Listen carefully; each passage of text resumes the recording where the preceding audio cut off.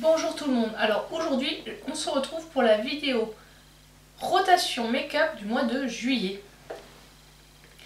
Alors comme chaque mois je vais vous présenter les palettes que j'ai sélectionnées pour ma rotation make-up. Donc j'avais tout préparé à l'avance en faisant mon classement, comment dirais-je, mon tirage aléatoire.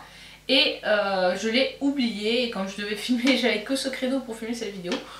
Bon bah j'ai repris un peu au hasard parmi mes nouveautés, enfin parmi les palettes que j'ai pas encore testées. Donc vous verrez il y a un peu de tout. Des marques connues et un peu moins connues. Alors pour commencer j'attrape ma palette Lorac Meraki. Voilà, donc ça c'est la une des dernières que je me suis achetée. C'est une palette de nude. Tout bête, alors qui reprend en fait des teintes emblématiques des palettes Lorac. Ne connaissant pas la marque et enfin n'ayant jamais testé la marque, mais j'avais beaucoup entendu parler il y a quelques années de cette marque là. À l'époque on pouvait commander qu'aux États-Unis, donc c'était très compliqué à trouver. Bon, maintenant ça a bien changé, la marque fait beaucoup moins le hype, mais c'était l'occasion de le tester. Alors par contre il y a une marque là sur l'emballage, c'est ma fille qui a joué avec mes palettes. Donc j'ai pas réussi à faire partir cette marque. Ensuite j'ai pris de chez Too Faced la Teddy Bear que vous avez vu en action dans ma vidéo nouveauté oubliée. Donc je la mets dans cette rotation et elle se présente comme ceci. Je n'ai pas testé les lumineux dans ma précédente vidéo, ça a l'air pas trop mal. Je vais vous montrer ça de plus près. Voilà. Ensuite de chez Cinégrasse. Donc dans le mois dernier j'avais testé la Tiny Marvel et donc là voici la Enduring Love en version light. Donc Cinégrasse a la particularité de faire souvent ses palettes en deux versions, une version light et une version deep. Alors globalement les lumineux sont les mêmes et c'est les couleurs mat qui sont plus claires ou plus foncées selon la version, pour en fait coller un peu plus en fonction des carnations. Après si vous avez plutôt la peau claire et que vous voulez acheter le deep, il n'y a aucun souci. C'est juste que les fards ressortiront un peu mieux. Donc c'est vrai qu'après quand on aime plutôt des maquillages assez, comment dirais-je, j'allais dire passe-partout, mais on va dire pas trop prononcés, la version light peut-être pas mal. Donc moi j'ai pris la light. Et je sais pas, enfin honnêtement je pense qu'il n'y a pas une très grosse différence.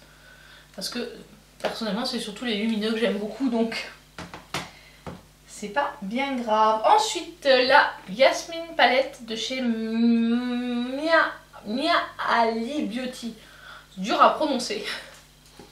Donc qui se présente comme ceci. Voilà, j'avais déjà fait les swatchs. J'ai en swatché dès que j'ai pas swatché la dernière fois, mais après je crois que j'ai swatché tous les lumineux, donc ça c'est Mia Yali. Voilà comment elle est.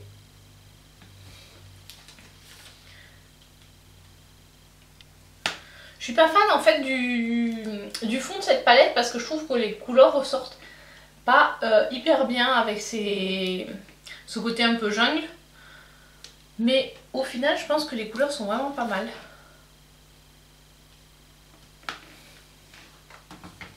Ensuite de chez P. Louise j'ai pris la Big Palette, la Worldy Palette. Cette palette est énorme, les fards sont énormes. Et celle-là, je vous ai présenté pas mal de nudes, donc celle-là ça a changé puisque là on a quand même beaucoup de fards colorés et beaucoup de mat. Il n'y a pas énormément de lumineux puisqu'il y a 3 lumineux qui sont en fait assez foncés. Donc le lumineux on voit celui-ci, ce bleu là et cette dernière couleur qui est un vert qui s'appelle Destination. Vous le swatchez, voilà comment il est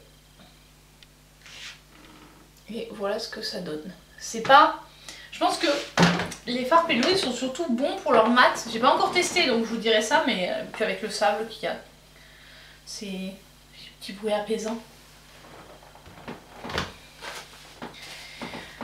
Ensuite j'ai pris de chez Sizi la palette Hank, donc, qui se présente comme ceci. Et voici la Color Story. Donc j'avais déjà été déçue par les premières palettes que j'avais testées dans ma vidéo. C'était mon bilan de la rotation du mois de mai. Je crois que c'est en mai que j'ai testé, donc je vous mettrai par là. Et celle-ci a l'air beaucoup plus colorée, beaucoup plus rouge. Mais ce que je reproche globalement, c'est je trouve la pigmentation des lumineux qui est pas... Bon voilà, là c'est juste pour me faire mentir, celui que j'ai swatché qui est ici, elle est quand même assez correcte. Mais par exemple celui-ci, je sais là, celui du milieu là, qu'on sait pas trop ce que c'est un fard un peu marbré. Voilà, je trouve qu'il est pas... Quand on le swatch en fait, je sais pas si vous verrez, c'est celui que j'ai mis au-dessus. Voilà, il est pas... il est assez terne. Donc on verra à l'usage ce que ça va donner. Ensuite, j'ai ma Pat McGrath, la Rose Décadence, que j'ai toujours pas testée, que j'avais eu pour la Saint-Valentin, donc ça fait quand même un petit moment. Voilà comment elle est. Je crois que je les avais toutes swatchées en fait, les couleurs. Voilà. C'est entre guillemets, j'en pense qu'en termes de qualité, c'est pas la meilleure des Pat McGrath. Mais elle reste quand même de bonne facture. Ensuite, chez Colourpop, j'ai pris 2 palettes. J'hésitais à en prendre plus, mais du coup j'en ai pris 2. La Wild Child. Vous allez me dire que j'ai pas mal de palettes dans les tons nude marron sur cette rotation. Mais en fait, c'est ce que j'avais en stock. Voilà comment elle est. Donc celle-là, je pense qu'elle est parfaite pour faire des maquillages... Ah, ça c'est des paillettes, mince. Je pensais que c'était un lumineux, mais non, c'est des paillettes. Voilà.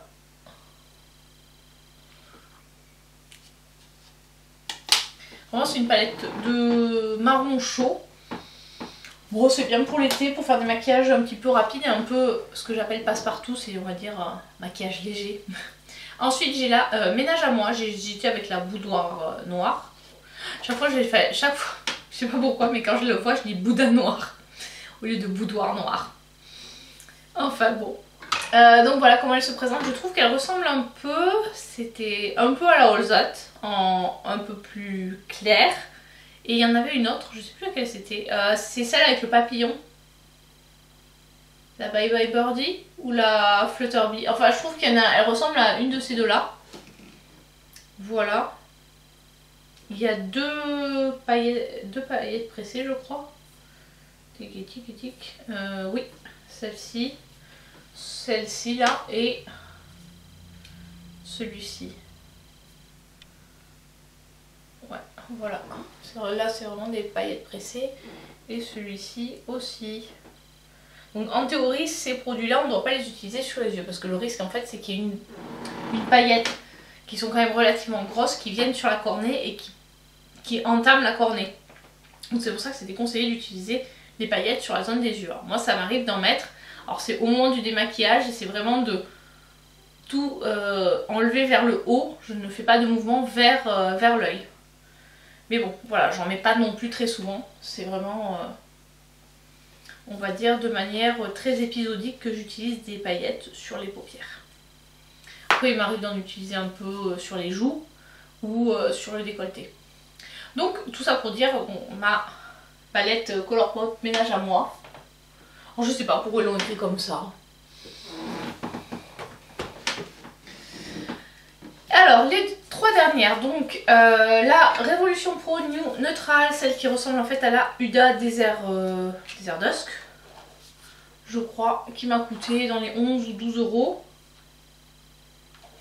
Donc il y a aussi des paillettes. Après il y a ce fard Obsesse qui est bien sympa. Mais on sent au swatch, c'est... Bon voilà, j'ai du mal à avoir du produit. Je sais pas si vous verrez, donc c'est les deux derniers, les deux du bas. Donc là, ici c'est les paillettes et ensuite c'est le fard qui s'appelle Obsesse. Donc à voir ce qu'il vaut, je pense que bon, c'est pas la qualité du Huda, c'est pas le même prix non plus. Mais moi ayant quand même cette expérience avec le Huda que la palette vieillit mal et que j'ai quand même pas mal de palettes, donc une palette qui au bout de 2 ans les fards deviennent secs, les lumineux sont tout craquelés, etc. C'est pas du tout mon kiff, donc surtout que les Huda elles sont quand même tarif plein autour de 65-70 euros. Donc même si on arrive à les choper lors de réduction avec moins 25%, ça reste quand même cher. Donc à côté, j'ai pas envie d'avoir une palette qui va pas tenir la route. Et les deux dernières que vous avez vues dans mon haul le haul de juillet, que je vous mettrai par là. Tout ça pour vous dire que donc ces deux palettes, je les ai achetées et non, je vous les ai présentées dans mon haul de juillet. Donc je ne sais pas si vous l'aurez vu ou pas. Hop, et voilà comment elles se présentent. Donc c'est la Mad by Mitchell et celle-là c'est la Fit on the Ground. Voilà, où il y a quand même principalement des fards mat et quand même de jolis lumineux, notamment ce vert là.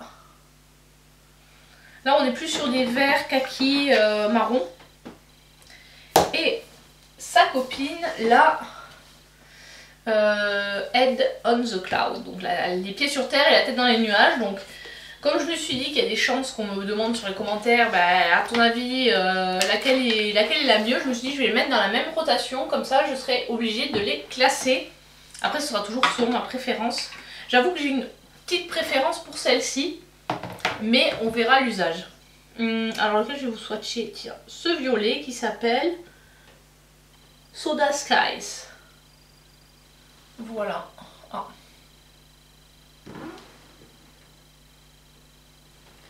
Moi, je trouve qu'il est pas... Je pensais qu'on aurait un peu plus d'intensité. Voilà, là. Bon, après, je n'ai pas appliqué... C'est pas le meilleur endroit pour appliquer un fard. Donc, voilà pour ces palettes de la rotation du mois de juillet. J'en ai pris 12.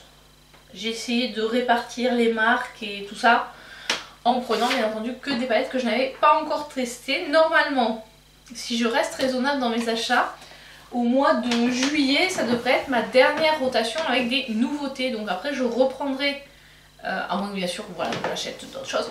Mais du coup, les mois suivants, je pense que je reprendrai des palettes que j'ai déjà utilisées quelques fois, mais pas beaucoup, puisqu'en général, bon en fait, je tiens une tableur Excel.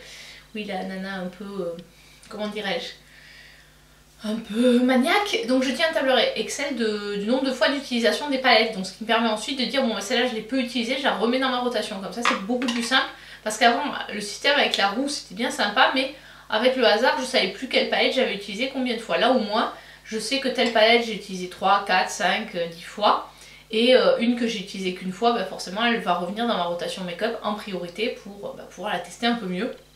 Donc je pense que à partir de août ou septembre, ce sera des palettes que je vous aurais peut-être déjà présentées, mais que j'ai peu utilisées, qui reviendront dans mes rotations avec mes nouveautés. Parce que bon, je pense que je vais pas non plus m'arrêter d'acheter du make-up, même si je vais sans doute me calmer. Juste une petite parenthèse pour dire que là, la seule palette qui est dans ma wishlist, donc c'est bien d'en avoir qu'une seule, c'est la Norvina volume 5, qui a l'air vraiment très jolie, j'aime beaucoup les couleurs.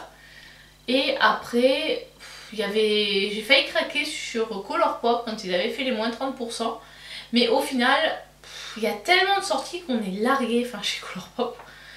Voilà, d'ailleurs j'ai la Soche Edit que j'ai toujours pas testée, donc je pense qu'elle sera dans ma prochaine rotation. Alors, maintenant on a terminé pour les palettes. On va faire les autres choses, les blushs, tout ça. Alors en blush j'en ai pris 3. Enfin j'en ai pris, non, là il y en a 3, là il y en a, non, j'en ai pris 4. Parce que là il y en a 3. Donc c'est de chez Sleek, la palette qui s'appelle Pink Lemonade. Donc qui est forcément dans les tons roses. Il y a 2 fards poudre et un fard crème. Je vais vous swatcher tout ça. Voilà. Donc là vous avez le fard crème et les 2 poudres. Alors les Sleek, la dernière fois que j'avais utilisé les fards crème de chez, les blush crème de chez Sleek, ils étaient vraiment top. Et bon, ils n'ont pas bougé, ils sentent pas mauvais. Après bon, ça fait un petit moment que je les ai pas utilisés. Donc Pink Lemonade, et pareil, celle-ci que vous avez vu dans ma vidéo sur les produits que j'ai en stock mais que j'utilise pas, c'est le fard de chez Couleur Caramel. Enfin, le blush de chez Couleur Caramel. En teinte, je sais toujours pas comment il s'appelle. 51 je pense, mais c'est bizarre qu'il n'y ait pas de nom. Enfin bon, voilà. Donc voilà pour les blushs. Ensuite on va passer au bronzer. En bronzer j'en ai pris, bah pareil, j'ai pris un que vous avez vu dans ma vidéo, donc les nouveautés oubliées, c'est l'occasion, donc le Bahama Mama de chez The Balm. Hop, qui est comme ceci. Qui a une couleur assez froide, donc plus je pense pour le contouring, mais qui fait bronzer aussi. Hein.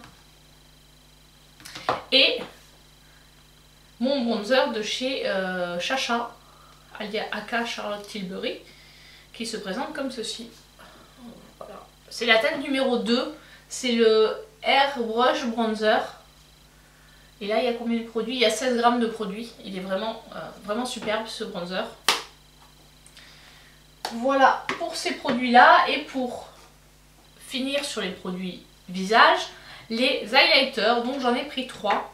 J'ai pris le petit Vanilla Quartz de chez Becca, hop, qui est comme ceci. Le Mars Melter nouvelle version de Kaleidos, qui lui, on est à la limite du blush vu sa couleur, un peu un blush irisé, donc je pense qu'il sera un peu dans les deux catégories. Et enfin de chez Colourpop, le Candy Floss, qui se présente comme ça. C'est un super chalk highlighter.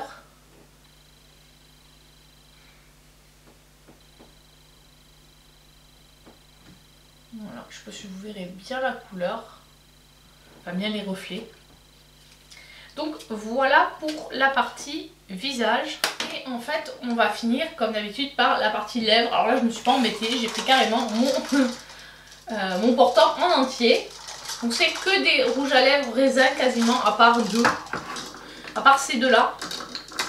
Donc ces deux là c'est un mini de chez KVD, oui, enfin celui-là c'était encore quand c'était 4,20 que j'avais acheté.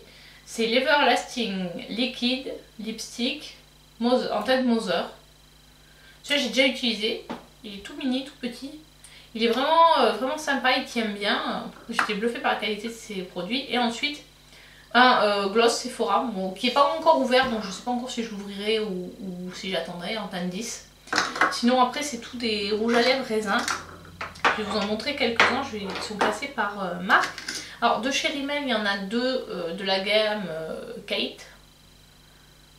C'est le 05 qui est comme ceci et le 101. Oui, vous allez me dire c'est quasi les mêmes, oui à peu près.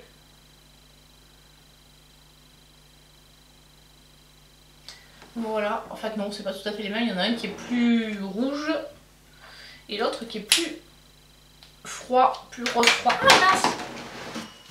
Voilà, donc en fait j'ai pas voulu m'embêter cette fois-ci, je me suis dit on va prendre ceux qui sont là et on va prendre tout le paquet parce qu'en fait j'en ai tellement des lipsticks. Alors ceux-là je les avais je crois déjà testés dans une rotation, c'est les Urban Decay de la collection Naked Cherry. Il y en a donc 3. Le Juicy qui est un nude.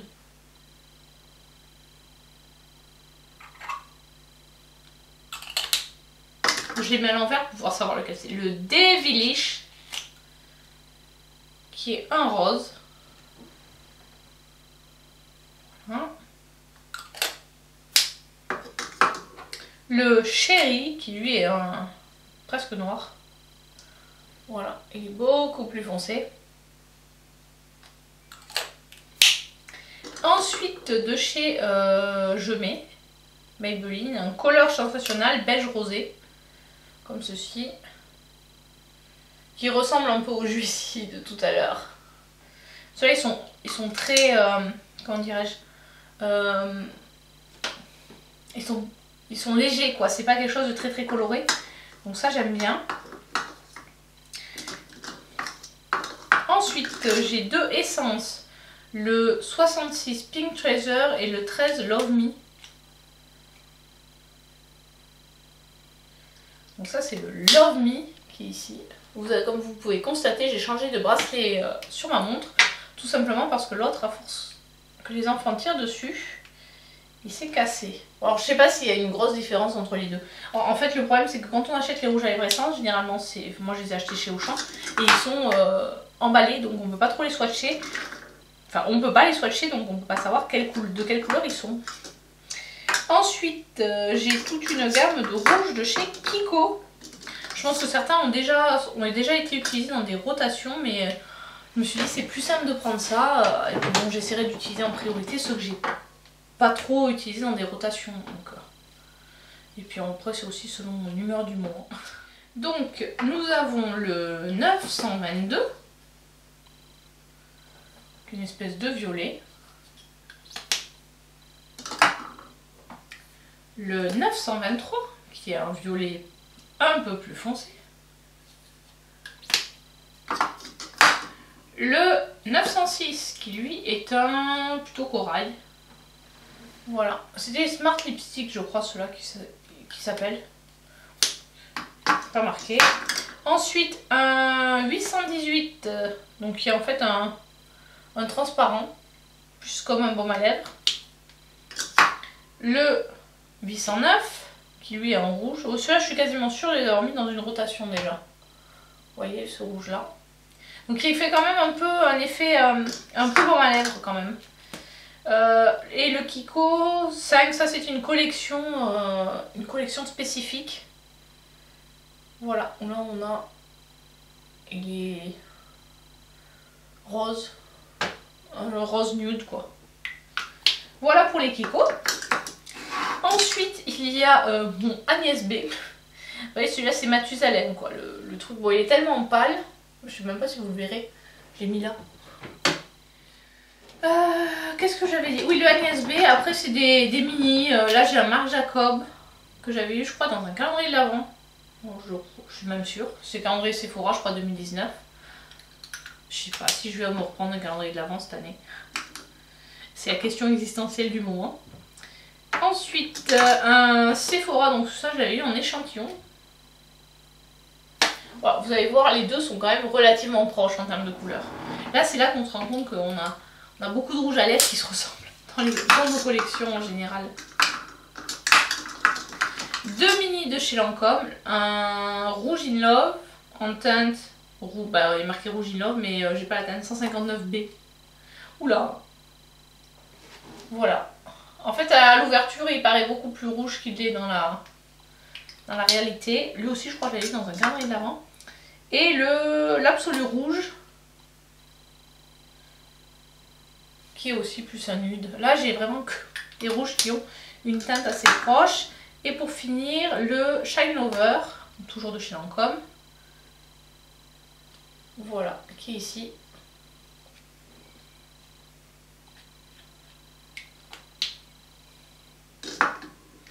Et un Wayne Goss en teinte Dahlia. Voilà, on est pareil sur un nude un peu orangé. Voilà, avec ils sont en métal, les packaging, ils sont trop beaux ceux-là. Et voilà, nous avons terminé là les produits que je vais utiliser dès... On est qu'aujourd'hui. Aujourd'hui on est samedi, donc dès jeudi prochain, puisqu'on est samedi 26, donc dès jeudi prochain, j'utiliserai ces produits dans ma rotation pour un mois entier, donc jusqu'au 31 juillet. Je ne sais pas encore comment ça va se passer pour les vidéos cet été. Il y aura peut-être une semaine ou deux où il n'y aura pas de vidéo ou moins de vidéos, parce que tout simplement, je vais être en congé.